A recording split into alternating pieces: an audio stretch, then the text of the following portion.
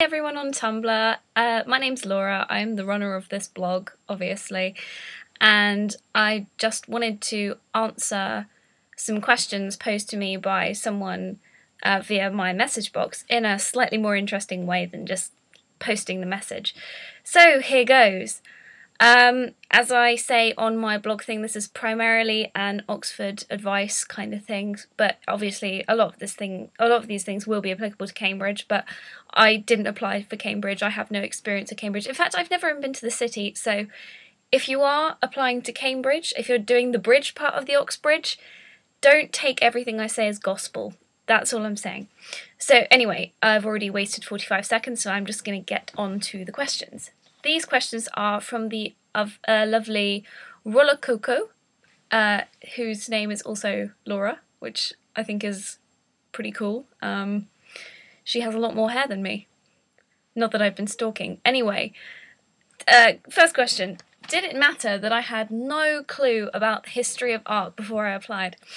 As I said in my blog where I answered personal questions, the reason I applied for the history of art was because of the UNIC summer schools.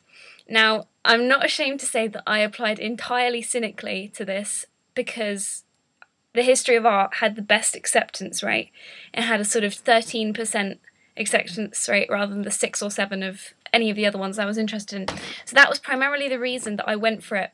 Aside from the fact I was like, yeah, the history of art sounds fun. I enjoy art. I've always enjoyed art. I've always been arty. I've always enjoyed going to galleries. I've always enjoyed drawing and painting, all of that. I was always the one in art where people would be like, Laura, can you draw this for me if they were feeling lazy? So I was always into art. So I knew I had an interest in art, and obviously it had a good acceptance rate, so I just applied. I was like, screw this, I'll just go along, I'll see whether I like it or not. If I don't, nothing ventured, nothing gained, you know, nothing lost either. So I went to the summer school and I had the best week of my life there. Like, it was so exciting, so interesting, because I was considering more academic, well, I say less artsy degrees, classics, history, English, those kinds of things. And I realised that actually the history of art kind of involves all of those things. Like when you're studying classical art, Hellenistic art, Greek, Roman Empire, whatever, you have to delve into the politics, the history, the literature, the culture. You have to delve into all of that, so you get the best of a multitude of worlds, if you see what I mean.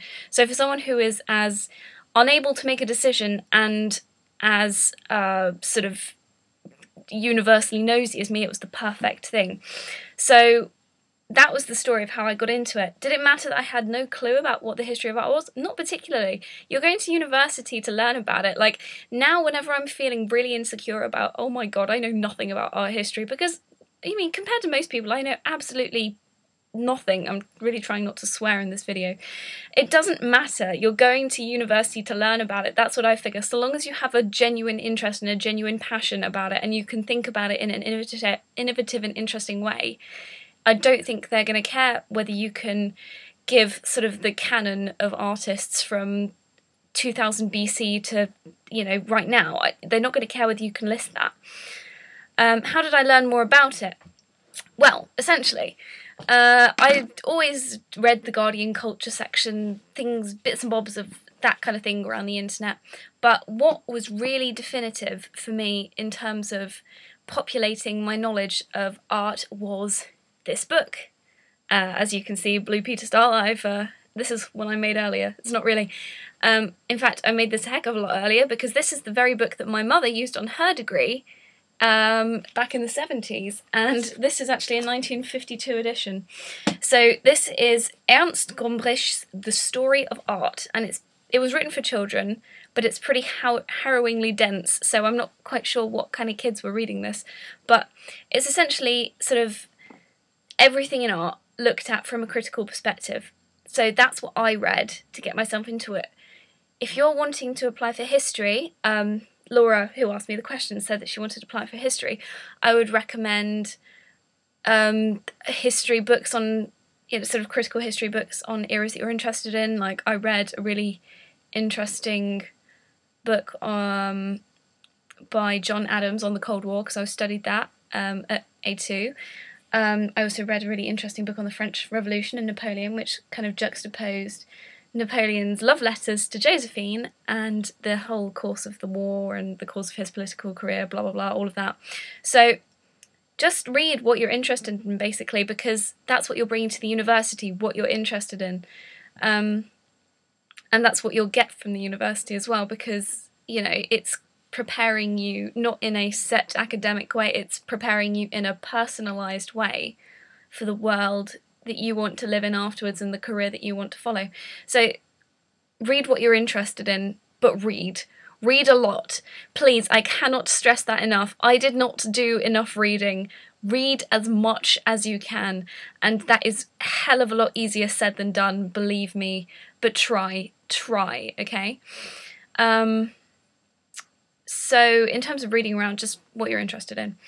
Passion. How do you show your passion?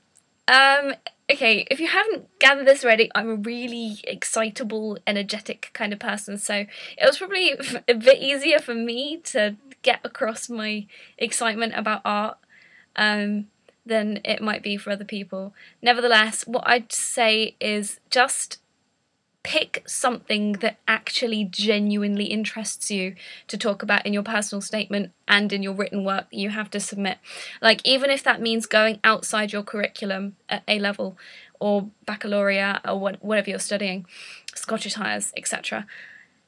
Pick something you are genuinely interested in, and hopefully the passion should show itself.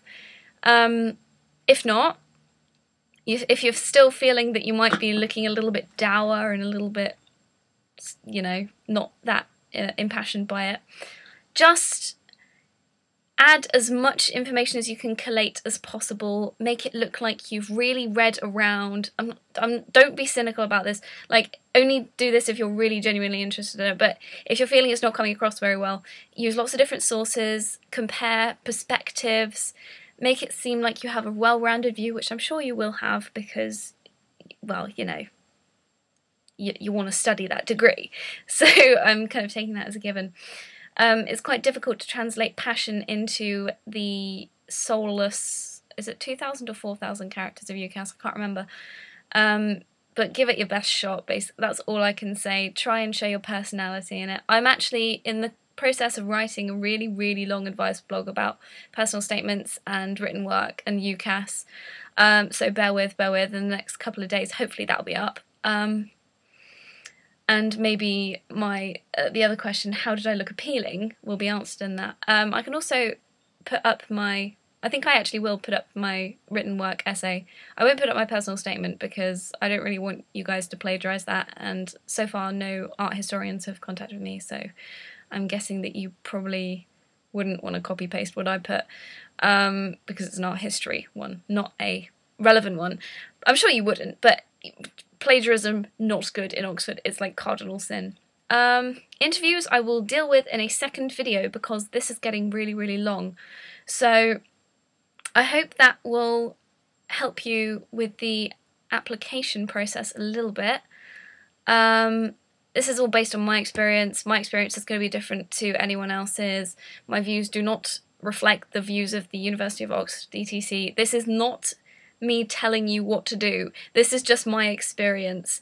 It may be completely wrong. They may have let me in for entirely different reasons to the ones that I'm assuming they let me in for.